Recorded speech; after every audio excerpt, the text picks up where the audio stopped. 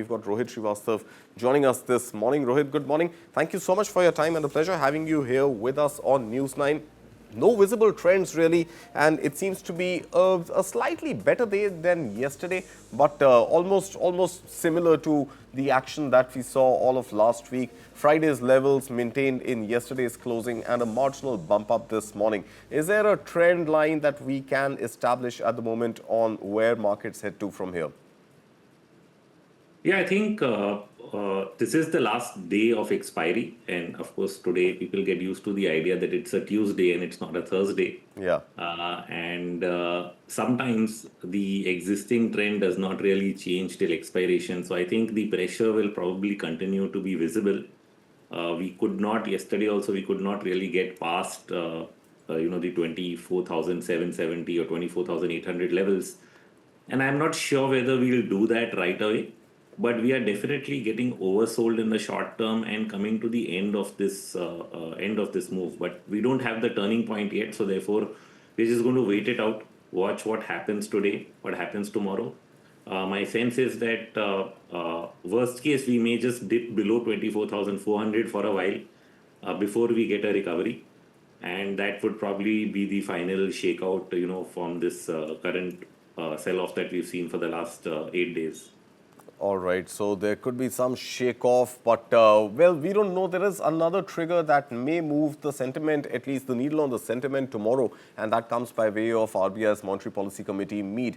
The expectation is of another 25 basis point cut. Is that news that the market has already factored in? And if Sanjay Malhotra, the RBI governor, delivers on that front, is there any momentum that we can expect in the market, or is that going to just be fait accompli because markets have already priced that in?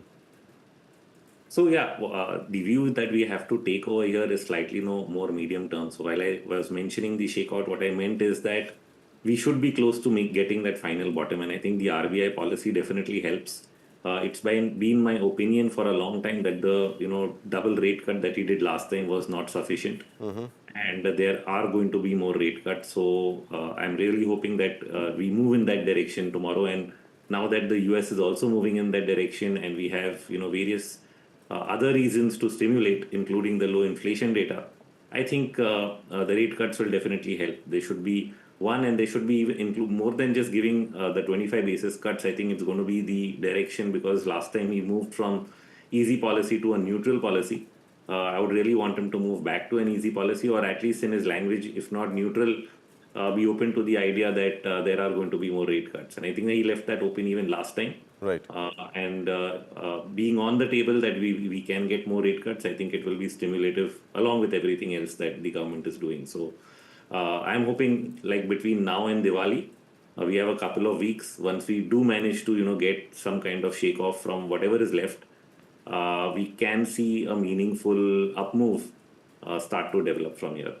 All right. I want to spend some time this morning, Rohit, on media stocks, given the latest news that we heard from Donald Trump last night of a 100% tariff being slapped on films not produced in the United States of America.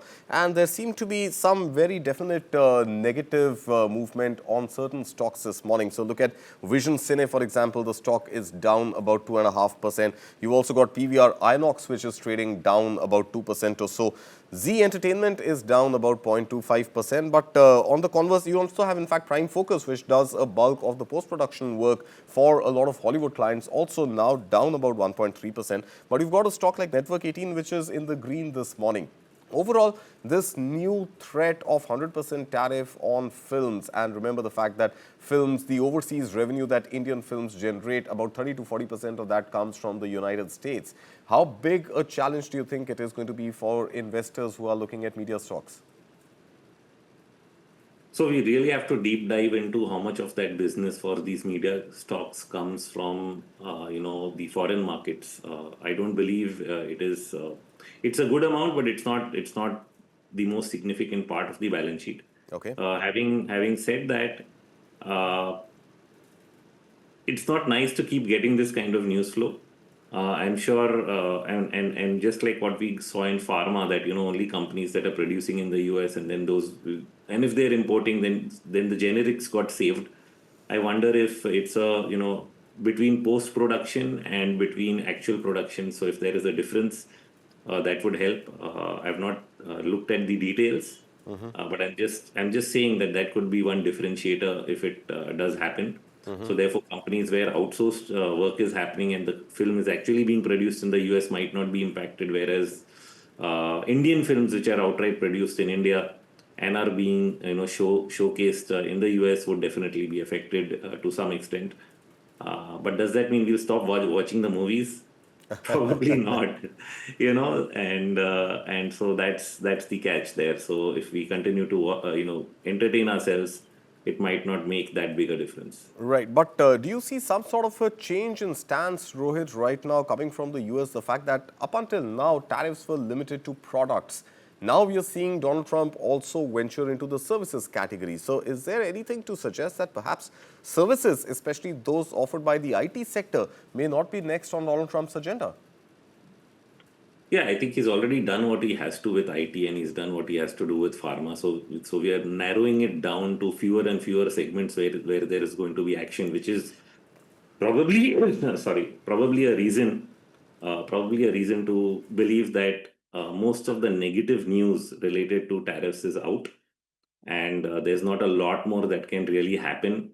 And still, we found something happen today, which is really narrowing it down, to specific segments. But we are limiting now how much more bad news can come out of this, particular issue. Right. And that's where then markets will have to start, thinking how do we move forward from here? Which are the companies that will do well in this environment, and that's where the bets will go.